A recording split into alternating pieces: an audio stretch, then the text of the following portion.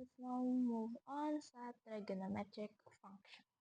This is one of the lessons with Ma'am Ira.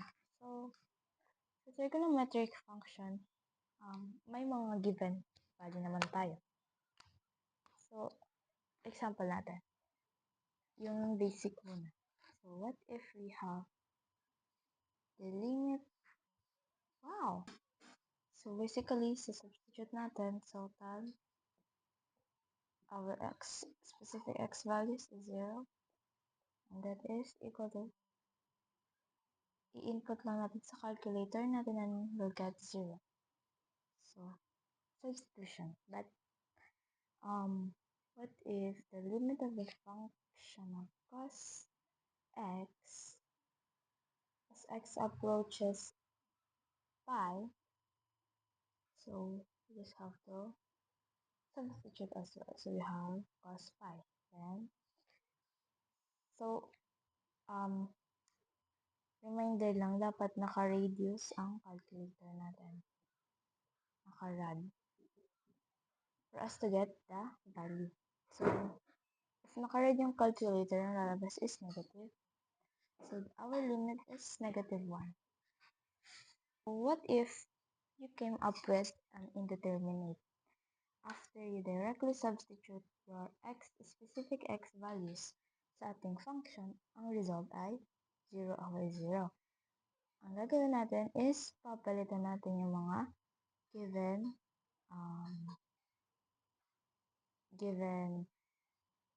function natin. Like, for example, since tan pi is 0, then 0 times 2 is 0 pa din, papalitan natin yung tan x. And sa ating quotient identities, tan x is equals to sin x over cos x. So, ayan. Pinalitan na natin. Then, we have sin x. So, bring that. Kasi,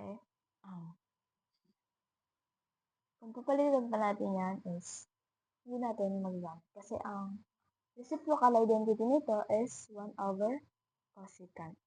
So, wala yun sa calculator natin. And ang target natin dito is kukuha natin yung ganito na nasa calculator natin. Kaya ngayon secant and cosecant and cot x ay cotangent ay pinapalitan natin ng mga sin x and cos x, yung mga available lang sa ating calculator. So, we have to parang bring down that or i-remain lang natin yung sin x.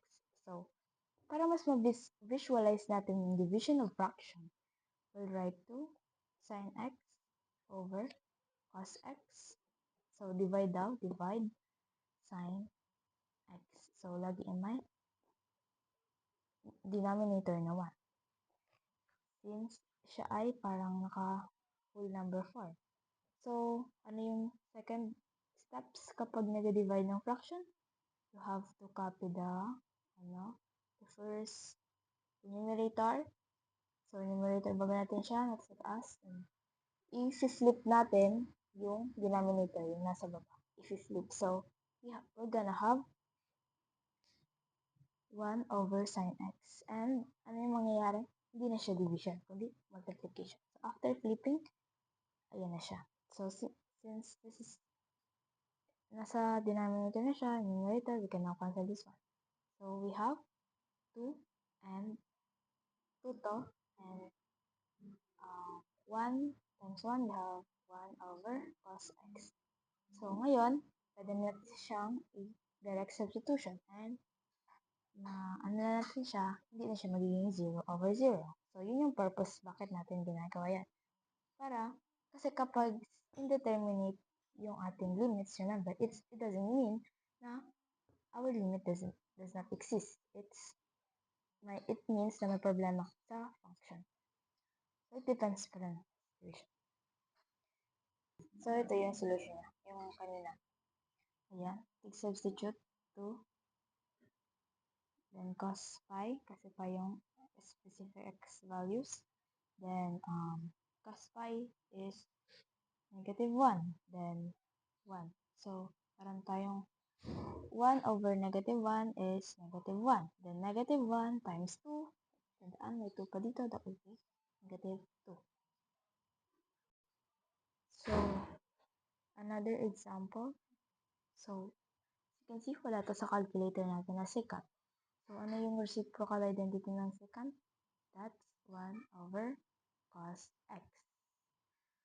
Then, you can now directly substitute them. So, unahin natin, PEMDAS, parenthesis muna. So, i-perform dito yung substitution. So, cos pi, that's negative 1. So, 2 over negative 1. Same lang then magiging 2 times negative 1, that will be negative 2. So, yun yung limit natin. So, same problem kanina, wala yung cosecant sa ating calculator. So, ano yung reciprocal identity niya doon sa pinaka-minimum sa identities? So, ang cosecant, ang equivalent niya is sin x. 1 over sin x. Directly substitute, we have sin and pi. Ay, over 2 pala. Okay? X natin. Ito yung x. Okay? So, that's, unahin mo na yung nasa parenthesis. So, sin. Ilagay sa calculator yung sin. Dapat magkasama yung dalawa sa parenthesis. Okay? Sin pi divided by 2 that will be equal to 1. Then, 1 over 1 is 1. Basically 1. So, the limit is 1. So, ito. Beware. So, the limit of the function of 1 minus sin x squared x over cos squared x as x approaches pi divided by 2. So, makikita natin to sa ating Pythagorean identity. Okay?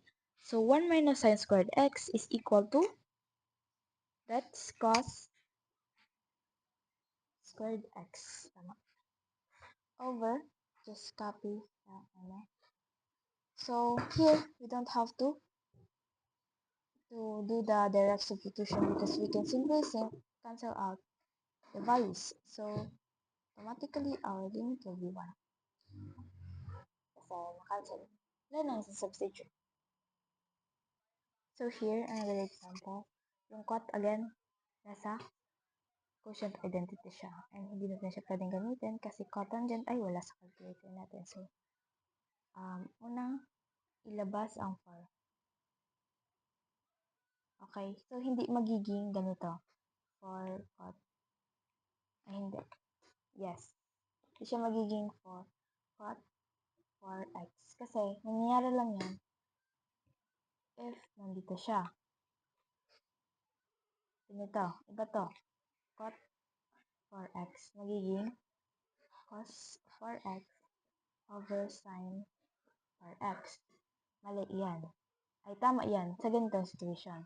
Pero if itong 4 is nandito, hindi ganito yung gagawin mo. Ang mangyayari is ilalabas mo yung 4. Then, kunin mo yung quotient identity niya. Kung ano mang identity niya. So, mangyayari, cos x over sin x. Yung quotient identity. Tapos, multiply natin sa sin x. Over 1 daw yan lagi. Pag whole number, laging denominator na 1.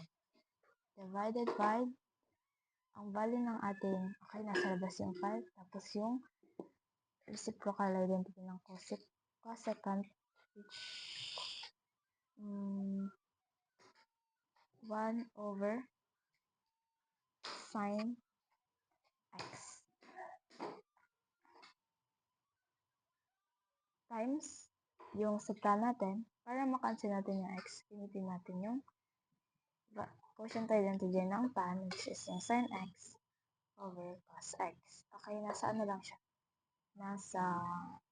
Nandun sa naka-minimum, yung mga identities. So, we can cancel this out, and we'll have 4 times cos x.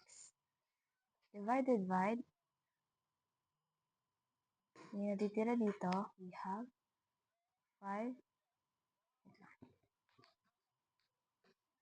magiging 4 cos x divided by 5 1 over cos x.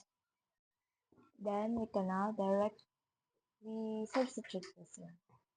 I-substitute na natin yung pi, magiging 4. Oh my gosh. So, ito mo nang unahin sa calculator, yung cos pi. Then, after getting that, pwede natin i-involve ito sa labas. So, ganito yung mangyayari. Kinuha muna natin yung nasa loob. So, remember that may 1 dito. Okay, 1 over cos pi. So, substitute natin, nagkaroon tayo ng negative 1. So, cos pi is negative 1, cos pi is negative 1. So, multiply natin sa ating whole number na, or coefficient na, for instance. So, 4 times negative 1 is negative 4. 5 times negative 1 is negative 5. So, put negative, that be positive. So, positive 4 over 5. Next is yung ganitong example. So, next is yung ating special trigonometric limits. So, automatically, pag may nakita tayo, limit ng tig-approach ay 0 and sin x over x pa ang function niya, that's automatically 1. And if may tig-approach naman na 0 and yung function niya is 1 minus cos x over x, that's 0 automatically. So, ito yung mga ating basic lang. So, when, nag-solve tayo ng gano'n mga function kanina, kagaya ng, kapag may nakita tayong ganito, hindi na sila kasama sa, kung ano ba mang factoring or rationalization natin. We have to automatically i-equate sila sa 1. And tatanggalin natin sila sa function natin, or sa equation. Okay, so, if naka-encounter tayo ng ganitong problem, or equation, or as you can see, para silang may sin x. And nakikita natin na ito ay naka-square. So, we can factor that out. Parang lang yan. X plus, parang 4x plus x squared. Okay? Parang ganun lang siya. So, ituring natin na whole numbers ang sin, tan, cotangent, cosecant, then ifa-factor natin siya. So, yung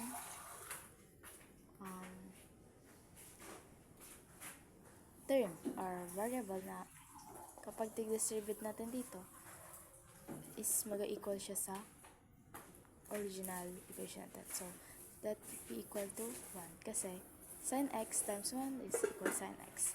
Ngayon, since may squared siya and negative, maglalagay agad tayo ng negative sign. And since squared, ibig sabihin dalawang sin x. So,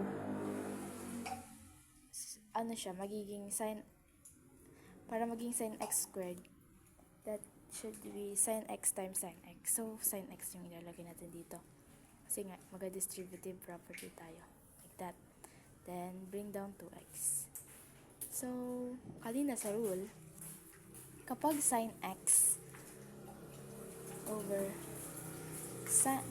x at may tiga-approach na 0, magiging 1 lagi. So, we can now, ito ba, sin x over, ayan. So, automatically magiging 1. Kasi, nasa rule. Then, over 1 over 2, tapos yung ating 1 minus sin x,